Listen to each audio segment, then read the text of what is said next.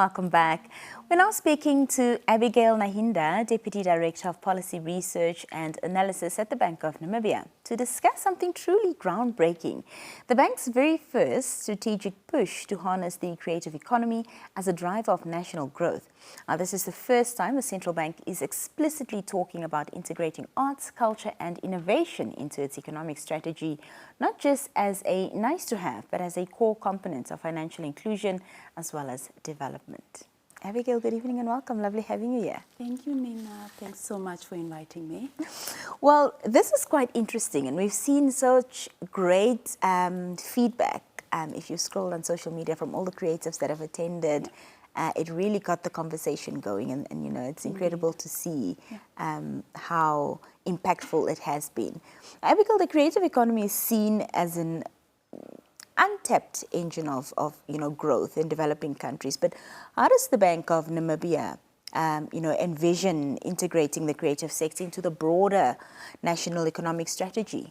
Yes, very good question, Nina. At a national level, of course, the industry is receiving quite a lot of attention through our recently launched NDP6. And us is just to align ourselves with that, because we don't want to be fragmented in our focus, especially when it comes to some of the economic development goals. So the creative industry holds that promise. In job creation, we are looking at 500,000 jobs. And of course, as one of the pillars, the creative industry stands to just bring up some of those numbers for us. You would probably ask, why the creative industry? It's a job-rich sector. It cuts across. I mean, part of the research that we undertook as we planned for this event, we tried to just look at the landscape of the industry. And if you look at the subsectors of the creative industries, you will find them everywhere. You'll find them in the mining, you'll find them in the manufacturing, you'll find it in corporate.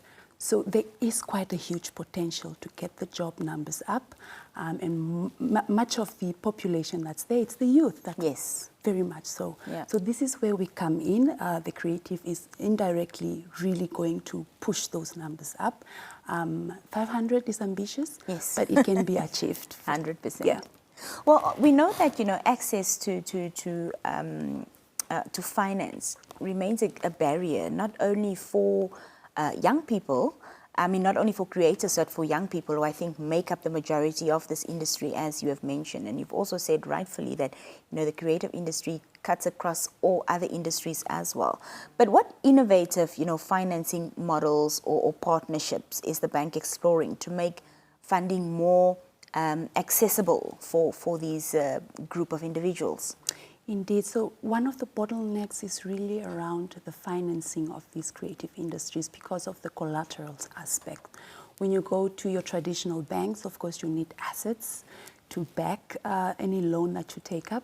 So that is really one of the key bottlenecks that we have. So, of course, as the central bank, we typically don't support, we don't typically directly finance as a lender of last resort. But there are, of course, policies like guarantee schemes that we can finance and encourage commercial banks to relax some of those, some of the collateral assets that they require for lending to the sector.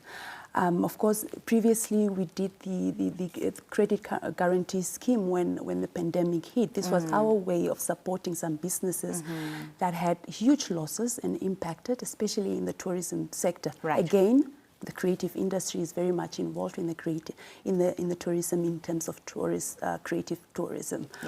So loan guarantee schemes is one of those aspects. But beyond that, generally, we have the smart banking regulations that we've been working on as a central bank, and this is just an adaptable approach to regulation that is more innovative to support innovation and consumer protection, and that's part of our strategic goals, and also through the financial sector transformation strategy that we had launched recently. So it's just around reducing the regulatory barriers to borrowing, to support innovation and modernizing, of course, the payment system, because that's one of the bottlenecks that creatives also find themselves into in terms of monetizing the creative content. So these are part of the initiatives, at least from the central bank. We've looked at, as part of our research, we've also seen other central banks actually directly supporting the creative industry. Yes. We can explore this, of course. Is an example that I've heard of. In Nigeria, for example, if you're a filmmaker, you can take your script to the bank as, your collateral. That's incredible. It's incredible. They call it the Targeted Direct Lending Program. That's from the Central Bank of Nigeria. In fact, intellectual property, IP, can be used as collateral asset. Wow. So that's innovation right there. Yeah. Something that we are, of course, exploring. We would probably have to do further research around that, because Nollywood is big. I mean, if you look at just the GDP contribution of the sector to GDP in Nigeria, it's around 5% creative industry. That's huge. That's huge. And that's in comparison to our 1.5% that we're trying to push to 3% by 2030. Yeah. So yeah, there are potentials for that, for those innovative schemes, and we will continue to look at it, of course, following the conversation that we've had last week. Yeah. I want to just go back to circle back to what you said about the bottleneck around monetizing content, which is such a big issue currently for Namibian creatives. How can we leverage, the digital platforms, e-commerce and IP protection to expand the reach of local creatives beyond just, our national borders? You're right. So technology presents an opportunity, and especially for our small market, exporting the content beyond the borders to have a broader reach. For wider market access, of course. And Namibia has good internet coverage, luckily, if we compare it to neighboring countries or peers. I mean, and we are expanding that in terms of strategy, where we want to reach all corners of the country. There is potential for that, but the monetization is a critical issue, and that comes with PayPal. PayPal has been unable, I mean, there are issues around that, and I know CRAN, key stakeholders like CRAN and the Bank of Namibia, of course, through the payment system, are really trying to look into this issue. I understand there's a third party that's also trying to get this resolved. So hopefully this can be quite resolved, but we've also seen neighboring countries like Botswana, Malawi facing the same issue, and that's really around the population of each of these countries, where monetization through platforms like YouTube has been quite difficult. And our content creators are forced to open up bank accounts in South Africa, for instance, to get their money through. Critical issue, but one that we are taking on as a priority, at least as a regulator, with the payments and CRAN in broader partnership, of course. I don't know about you, but I can't wait to be able to pay with Apple Pay.